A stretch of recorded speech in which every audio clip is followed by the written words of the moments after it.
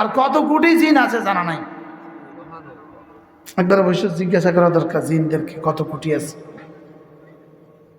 হ্যাঁ, ওরাও একটা সম্পাদ্য। হ্যাঁ হ্যাঁ, আমি জিনের বিয়েও পড়াইছি। আমি জিনের বিয়ে পড়াইছি, 10,000 টাকা হাতিয়ে দিচ্ছি।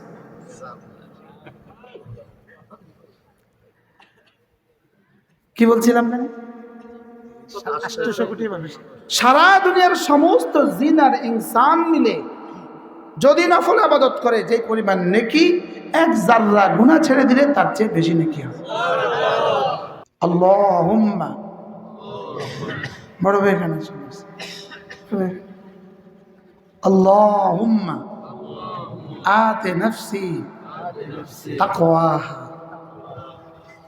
বলেন আল্লাহুম্মা আতি নাফসি তাকওয়াহা আনতা ওয়ালিয়ুহা ওয়া মাওলাহা আনতা খায়রু মান যাক্কাহা। রাসূল দোয়া করতেন, হে আল্লাহ, আমাকে না, আমার নফসকে আপনি তাকওয়া দিয়ে পরিষ্কার করে দেন। আপনিই তো নফসের একমাত্র মালিক, আপনিই তো নফসের মালিক, আর আপনিই তো পৃথিবীতে সবচেয়ে সুন্দর করে পরিষ্কার করনেওয়ালা। আমি সহজ তর্জমা করলাম, আপনিই তো সবচেয়ে শ্রেষ্ঠ পরিষ্কার করনেওয়ালা। রব যদি পরিষ্কার করে দেয়, পরিষ্কারটা কেমন হবে? কি ভাই, আরবি না পারেন, বাংলাই বলেন, আল্লাহ আমার দিলটাকে আপনি সাফ করে দেন। বলেন, বলেন আল্লাহ আমার দিলটাকে আপনি সাফ করে দেন। আল্লাহ আমাকে কলবে সালিম নসিব করেন। আল্লাহ আমাকে নফসে মুতমাইন্না দান করেন। আল্লাহ নফসে মুতমাইন্না নসিব করেন, যে নফস আল্লাহ তাআলার সমস্ত হুকুম নিয়ে মুতমাইন, আল্লাহ তাআলা রাসূলের সমস্ত সুন্নাহ নিয়ে মুতমাইন। এটাকে বলেন নফসে মুতমাইন্না। এটাকে বলে কি বলেন? নফসে মুতমাইন। আল্লাহ তাআলা আমাদেরকে এমন একটা দিল দান করেন, যে দিলে আল্লাহ তাআলার ভালোবাসা হবে, যে দিলে কি হবে বলেন? আল্লাহ তাআলার মহাব্বত হবে, যে দিলে আল্লাহ তাআলার রহমতের আশা হবে, যে দিলে আল্লাহ তাআলার ভয় হবে। বলেন মহাব্বত, আশা, ভয়। মুখস্থ করেন, মহাব্বত, আশা, ভয়। আবার বলেন। আমার শ্বশুর মোমিন বাড়ি হুজুর রহমতুল্লাহ আলাইহি, হযরত মাওলানা কারি আবুল বাশার সাহেব রহমতুল্লাহ আলাইহি, একবার আমরা ওনার ছিল 11 জামাই। কত জামাই? 11। আমি হইলাম 7 নম্বর জামাতা। তো আমরা 7 জামাইয়ের সামনে তিনি একবার জিজ্ঞেস করলেন, আচ্ছা জামাই বলেন তো, কোন বাড়ির রান্না সবচেয়ে বেশি মজা হয়? তো জামাই হিসাবে বললাম শ্বশুর বাড়ির রান্না, ওনাদের খুশি করার লেগে। তো তিনি বললেন, না, যে বাড়ির রান্না যতটা মহাব্বতে রান্না হয়, এ বাড়ির রান্না তত মজা হয়। আজীব না? দেখছেন না? কারি আবুল বাশার সাহেব রহমতুল্লাহ আলাইহি, মঈন ভাই হুজুর রহমতুল্লাহ আলাইহি 99 সালে ইন্তেকাল হয়ে গেছে। তো তিনি বলেন যে যে বাড়ির রান্না যত মহাব্বতে রান্না হয়, ওই রান্নাটা তো কি হয় বলেন? তাহলে যেই নামাজ যত মহাব্বতে হবে, এই নামাজ আল্লাহ তাআলার কাছে তত মজা হবে। কি হয়? হযরত হাসান বসরি রহমতুল্লাহ আলাইহি তিনি বলেন, যদি আল্লাহ তাআলা আমাকে ইখতিয়ার দেয়, হাসান এই কাজটা করলে তোমাকে জান্নাত দিব, আর এই কাজটা করলে তোমাকে 2 রাকাত নামাজের তৌফিক দিব, তুমি কোনটা নিবা? হযরত হাসান বসরি রহমতুল্লাহ আলাইহি বলেন, আমি ওই কাজটাই করব যে কাজ করলে আমাকে 2 রাকাত নামাজের তৌফিক দিব। জান্নাতের উপরে 2 রাকাত নামাজের কাজটাকে তারজিহ দিচ্ছেন, বিষয়টা কি? তো তাকে জিজ্ঞেস করা হলো, আচ্ছা জান্নাতের উপরে আপনি নামাজকে তারজিহ দিচ্ছেন? তো তিনি জবাবে বললেন যে নামাজ তো আল্লাহর জন্য, আর জান্নাত তো আমার জন্য। জান্নাত বানিয়েছে আল্লাহর জন্য না আমার জন্য? আর নামাজ বানিয়েছে আল্লাহর জন্য না আমার জন্য? নামাজ আল্লাহ তাআলা বানিয়েছেন আল্লাহর জন্য, আর নামাজ জান্নাত বানিয়েছেন আমার জন্য। তো যেটা আমার জন্য হবে এটা বেশি দামি হবে, না যেটা আল্লাহর জন্য হবে এটা বেশি দামি হবে? এজন্য 2 রাকাত নামাজ জান্নাতের চেয়েও দামি। হাতটা সরান তো, ভালো আছেন? এখানে করতে আসলে করতে আসলে আমার বন্ধুরা তো ওই যা আরেকজন এনে কাছে দাঁড়ায়, মাশাআল্লাহ এটা মাশাআল্লাহ। 2 রাকাত নামাজ জান্নাতের চেয়েও বেশি দামি। এটা বহুত বেশি হয়ে গেছে। একবার সুবহানাল্লাহ আল্লাহ তাআলার কাছে জান্নাতের চেয়ে বেশি দামি। যদি এটা দামি না হতো তো এটার বিনিময়ে জান্নাত দিতেন না। সুবহানাল্লাহ। যদি একবার সুবহানাল্লাহ এত দামি হয়, 2 রাকাত নামাজই এত দামি হয়, যদি কোনো মুসলমান প্রতিদিন শুধু 2 রাকাত নফল পড়ে, ফরজ ওয়াজিব সুন্নত মুআক্কাদার পরে প্রতিদিন কয় রাকাত নফল পড়ে? যেমন মাগরিবের সুন্নতের পরে সে 2 রাকাত নফল পড়ল, জোহরের নামাজের পরে সুন্নতের পরে সে 2 রাকাত নফল পড়ল। কোনো মুসলমান যদি প্রতিদিন 2 রাকাত নফল পড়ে তাহলে মাসে হবে 60 রাকাত, আর বছরে হবে 6 12 72 720 রাকাত। 720 রাকাত নামাজে 1440টা সেজদা হবে, আর একটা সেজদা দুনিয়ার মধ্যে যা আছে তার চেয়েও দামি। এবার বলুন তো দেখি, যে 2 রাকাত নফল প্রতিদিন বাড়তি পড়ে আর যে এই 2 রাকাত পড়ে না, 32 রাকাত ঠিকই পড়ে, 17 রাকাত ফরজ, 3 রাকাত ওয়াজিব, 12 রাকাত সুন্নতে মুআক্কাদা, এই 32 রাকাত তো পড়ে। পাশাপাশি ইনি 2 রাকাত পড়েন, ইনি 2 রাকাত পড়েন না। এই দুজনের জান্নাতের মধ্যে ব্যবধান হবে কোটি কোটি কোটি বছরের ব্যবধান।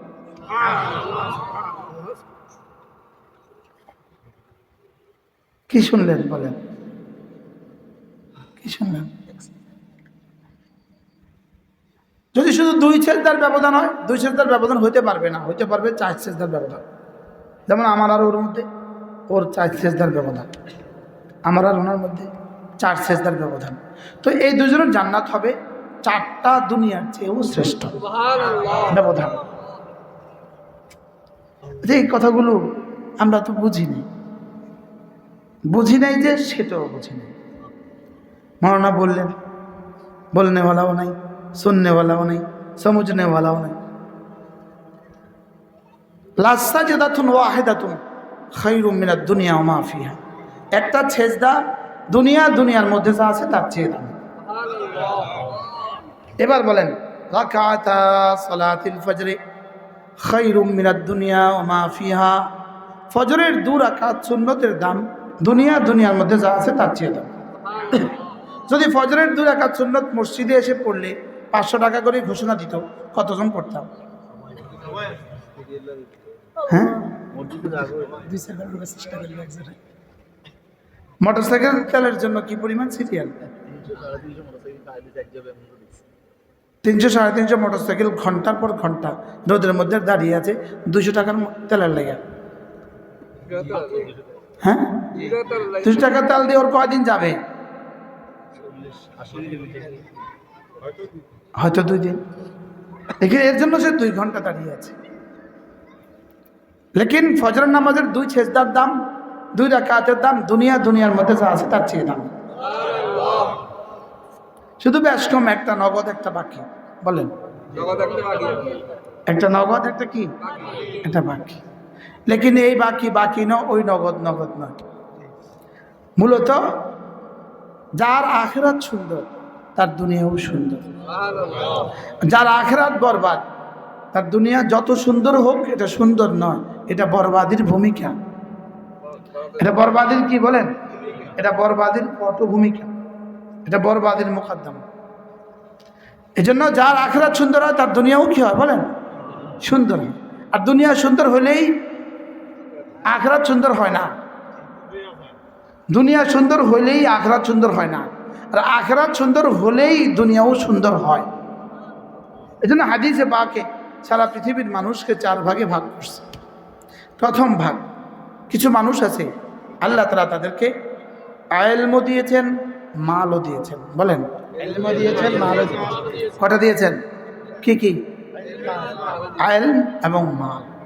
আল্লাহ যাকে ইলমও দিয়েছেন, মালও দিয়েছেন, আর সে মাল খরচ করে ইলমের আলোকে। মাল খরচ করে কি? ইলম মতে মাল খরচ করে। এরা হলো কায়নাতের শ্রেষ্ঠ মানুষ। সুবহানাল্লাহ। 2 নাম্বার, তাকে ইলম দেওয়া হয়েছে লেকিন মাল দেওয়া হয় নাই। তো এই মানুষটা কি বলে, যদি আমাকে মাল দিত তা আমি অমুক হযরত ওসমানের মতো খরচ করতাম, আমি হযরত ওসমানের মতো কি করতাম, খরচ করতাম। বাহ, আমিও যদি আল্লাহ আমাকে মাল দিত তো আমি হযরত ওসমানের মতো খরচ করতাম। বলেন, আমিও মাল দিত বলেন। ওসমানের মতো খরচ। তো প্রথম জনকে যেই পুরস্কার দিবে দ্বিতীয় জনকে আল্লাহ একই পুরস্কার দিবে। এটা মনে করতে কোনো অসুবিধা আছে? দ্বিতীয় পুরস্কার পাবো। 3 নাম্বার, মাল দেন নাই, এলেম দেন নাই, মাল দিয়েছেন, এই জাতীয় মানুষ দেশে আছে না নাই? এলেম দেন নাই, মাল দিয়েছেন, এই জাতীয় মানুষ আছে না নাই? আছে। তো সে মাল খরচ করে নিজের মতো করে, এলেমের আলোকে মাল খরচ করে না, মর্জি মতে মাল খরচ করে, নফসের চাহিদা মতে মাল খরচ করে। তো এই মানুষটা আল্লাহর কাছে নিকৃষ্ট মানুষ। এবার 4র্থ নাম্বার, তাকে এলমও দেয় নাই, মালও দেয় নাই, কিন্তু সে মনে মনে বলে যদি মাল দিত অমুকের মতো একটা পার্ক বানাইতাম, অমুকের মতো একটা সিনেমা বানাইতাম, অমুকের মতো গানের মজলিস করতাম। তো একেও আল্লাহ তাআলা ওই 3 নাম্বার ওয়ালার মতো শাস্তি দেবে। এভাবে না আপনি কি ওয়ালা হবেন? বলেন বলেন, জোরে বলেন, বলো বলো, এলমওয়ালা, মালওয়ালা। আবার বলেন, এলমওয়ালা। যদি 1 নম্বরের তালিকা আমার নাম হয়ে যায়, এবার যদি এলমওয়ালা হই মালওয়ালা না হই, আরো বড় আলহামদুলিল্লাহ, হিসাব কম পুরস্কার সমান। হিসাব কম পুরস্কার সমান। আমরা কোন তালিকায় আছি? হ্যাঁ,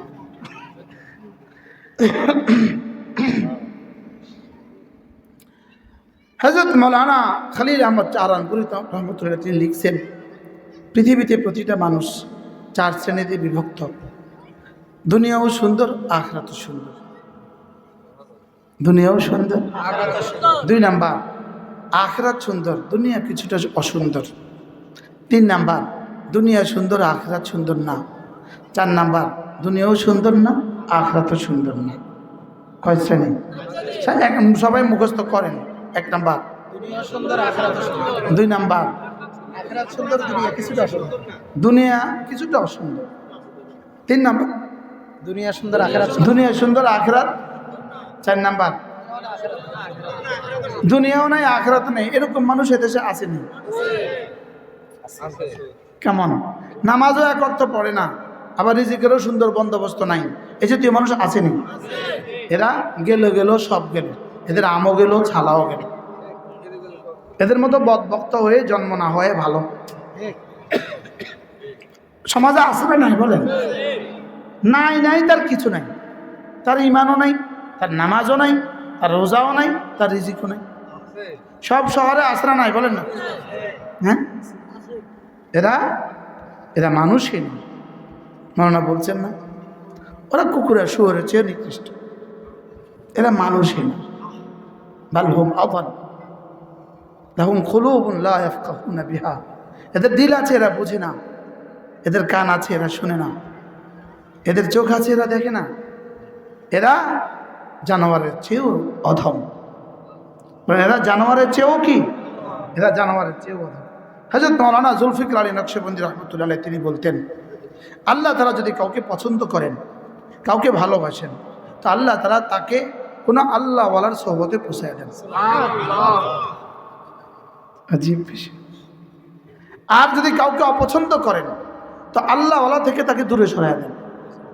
কোনো আল্লাহওয়ালার কথাও তার ভাল লাগে না, কোনো আল্লাহওয়ালার কথাও তার কি লাগে না, কোনো আল্লাহওয়ালার কথাও তার ভাল লাগে না। এই জন্য আল্লাহ তাআলা কোনো একজন আল্লাহওয়ালার মুহাব্বত আমাদেরকে কি করে দেন? নসিব করে দেন। মাওলানা বলতেছিলেন হযরত মুজাদ্দিদ আল ফিসানি রহমতুল্লাহ আলাইহি তিনি বলতেন, যদি নিশ্চিত জানি এটা লাইলাতুল কদর, আর আমি হই মুলতাজিমে, আমি বাইতুল্লাহর মুলতাজিমের সামনে হই, আর নিশ্চিত জানি লাইলাতুল কদর, আর আমাকে যদি ইখতিয়ার দেয় তুমি একটা দোয়া করবা, ওই একটাই আমি কবুল করব। তুমি কোনটা চাইবা? তা আমি বলবো, আল্লাহ আমাকে না কোনো একজন আল্লাহওয়ালার সোহবত সহজ করে দেন। কালাচি হযরত আল্লাহ রাহমাতুল্লাহ আলাইহি বলতেন, তিনি বলেন, যদি 1 লক্ষ মানুষকে এক মাঠে দিয়ে দেওয়া হয়, আর আমার একজন মানুষ ওখানে কোনো আল্লাহওয়ালার সোহবতে উঠছে, তা আমাকে যদি বলে ওই একজনকে বাছাই করে দাও, তা আমি কি বলতে পারবো? এটা ওটার চেহারা বলে দিবে এটা কোনো আল্লাহওয়ালাকে মহাব্বত করে, এটা কোনো আল্লাহওয়ালাকে কি করে বলেন না, আল্লাহওয়ালাকে জন্য কোনো না কোনো আল্লাহওয়ালাকে কি করা, মহাব্বত করা।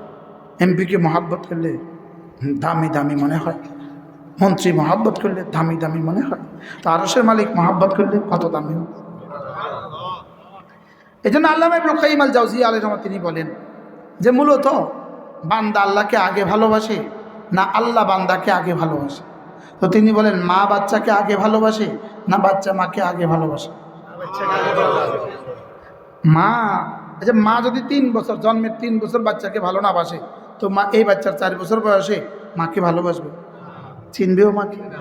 তাহলে বোঝা গেছে বাচ্চা মাকে পরে ভালোবাসে, মা বাচ্চাকে আগে ভালোবাসে। বোঝা গেছে আল্লাহ আমাদেরকে আগে ভালোবাসে। এই জন্য আল্লাহ তাআলা বলেন ওমান ইয়ারতাদ্দা মিনকুম আন দীনি ফাসাউফা ইয়াতিল্লাহু বিকওমিন ইউহিব্বুহুম ওয়া ইউহিব্বুনাহু। যদি তোমরা দিন থেকে দূরে সরে যাও, দিন থেকে মুখ ফিরিয়ে নাও, অচিরেই আমি এমন এক জাতি বানাবো যাদেরকে আমি ভালোবাসবো আর যারা আমাকে ভালোবাসবে। তাহলে ইউহিব্বুহুম কি বলেছেন?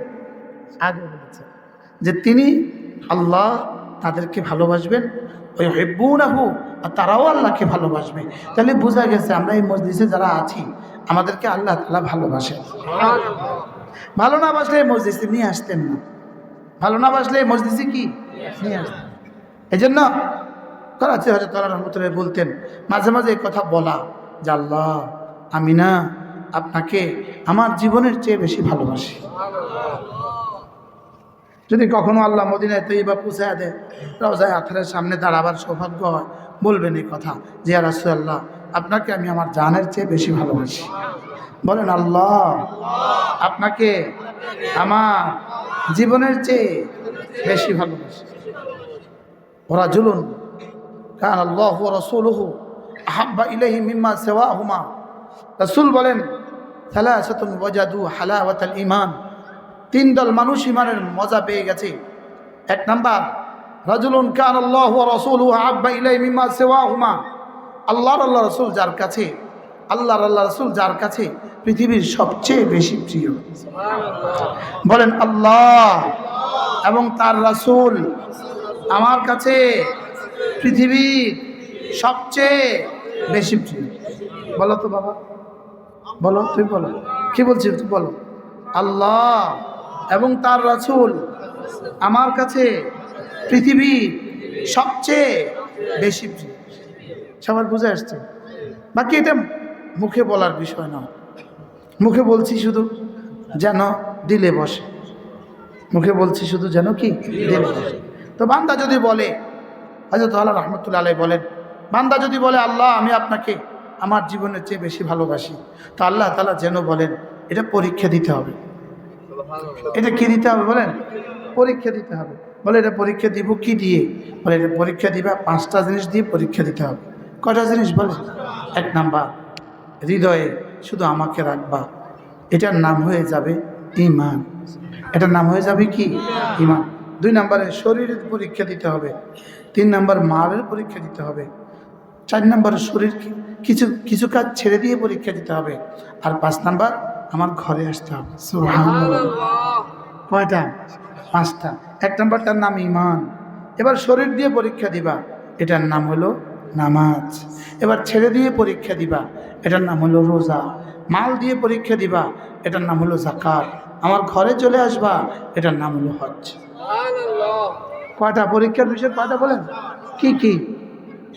ঈমান, নামাজ, রোজা, যাকাত, হজ। কয়টা মোট বলেন? কয়টা? আবার বলেন কয়টা? এখন যার নামাজ নাই তাই সে মহাব্বতের পরীক্ষায় টিকছে না ফেল করছে?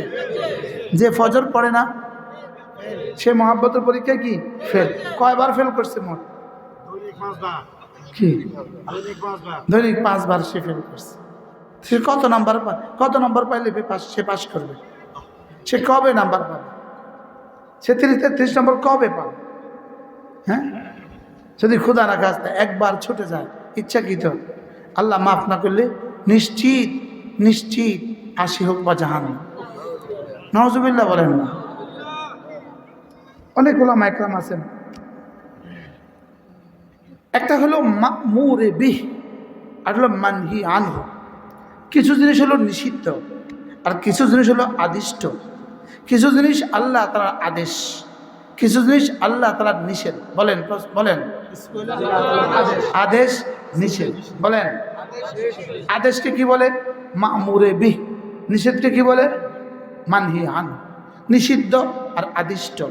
এবার একটা প্রশ্ন, নামাজ আদিষ্ট না নিষিদ্ধ? রোজা, যাকাত, হজ, পর্দা, তেলাওয়াত, জিকির আদিষ্ট বস্তু। এবার চুরি, জেনা, ডাকাতি, দুর্নীতি, ঘুষ, সুদ, ছবি দেখা, এগুলো কি? এবার একটা প্রশ্ন, হুজুর নিষিদ্ধটা ছেড়ে দিলে কি পরিমাণ নেকি হয়? প্রশ্ন। আর আদেশটা খোদা রাখাস্তা ছেড়ে দিলে কি পরিমাণ গুনাহ হয়? নিষিদ্ধ ছাড়লে তো গুনাহ হবে, আর নিষিদ্ধ করলে তো কি হবে? গুনাহ। না করলে কি হবে? সওয়াব হবে। আদেশটা করলে সওয়াব হবে, না করলে কি হবে? এবার প্রশ্ন, আদেশটা না করলে কদ্দুর গুনাহ হয়? প্রশ্ন। আর নিষিদ্ধটা ছেড়ে দিলে কদ্দুর নেকি হয়? কি বলছি বলেন তো ভাইয়া? আদেশটা করলে আদেশটা ছেড়ে দিলে বলেন কদ্দুর গুনাহ হয়, আর নিষেধটা করে ফেললে কদ্দুর না করলে, নিষেধটা ছেড়ে দিলে কদ্দুর সওয়াব হয়? বলো তো বাবা। নিষেধটা আমরা করব না, তো নিষেধ ছাড়লে সওয়াব তো হবে না, কদ্দুর হবে। আর আদেশ তো আমরা ছাড়বো না, আদেশ তো আমরা কি, যদি ছেড়ে দেয় কদ্দুর গুনাহ হবে। প্রশ্ন বুঝে আসছে? কি বুঝছেন বলো? আদেশটা ছেড়ে দিলে কতটুকু গুনাহ হবে, আর নিষেধাজ্ঞা করে ফেললে, আরে ছেড়ে দিলে কদ্দুর নেকি হবে? প্রশ্ন। উত্তর, কেউ যদি নিষেধাজ্ঞা ছেড়ে দেয়, মিথ্যা বলার স্কোপ আসছে, ছেড়ে দিছে। এই মুহূর্তে আমি মিথ্যা এখন কি আমি মিথ্যা বলতেছি? আপনারা কেন মিথ্যা বলতেছেন? দেখেন বাজারে গেছেন, একটা মুরগি বেচবেন, তো মুরগি একজনে করতেছে কত? 700। আপনি বলতেছেন কত? ক্রেতা বলতেছে কত? আপনি বললেন 700। এবার ক্রেতা বলতেছে 400 দিবেন। আল্লাহর কসম 550 মূলাইছে, অথচ কেউ মূলায় নাই। এটা মিথ্যা বলার পয়েন্ট। মারাজে মিথ্যা, এটা মিথ্যা বলার জায়গা। বলেন, এই মিথ্যা বলার জায়গাটাতে আপনি মিথ্যা বললেন না, এটাতে কিন্তু সওয়াব হবে। তাহলে মানহিয়ানু ছেড়ে দিলে কি হয়? সওয়াব হয়। এবার মা'মুরবি করলে কি হয়? সওয়াব হয়। তাহলে মা'মুরবি ছেড়ে দিলে কি হয়? গুনাহ হয়। এবার আদিষ্ট বস্তু করলে কি হয়? সওয়াব হয়। আদিষ্ট বস্তু ছেড়ে দিলে কি হয়? গুনাহ হয়। এবার নিষিদ্ধ বস্তু ছেড়ে দিলে কি হয়? সওয়াব হয়। করলে কি হয়?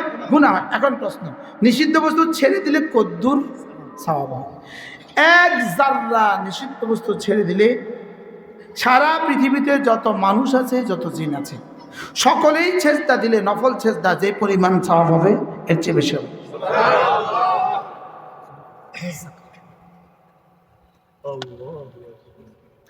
এবার বলুন তো দেখি, একবার ভিন নারী থেকে 2 চোখ নিচু করলে সওয়াব কি পরিমাণ হবে?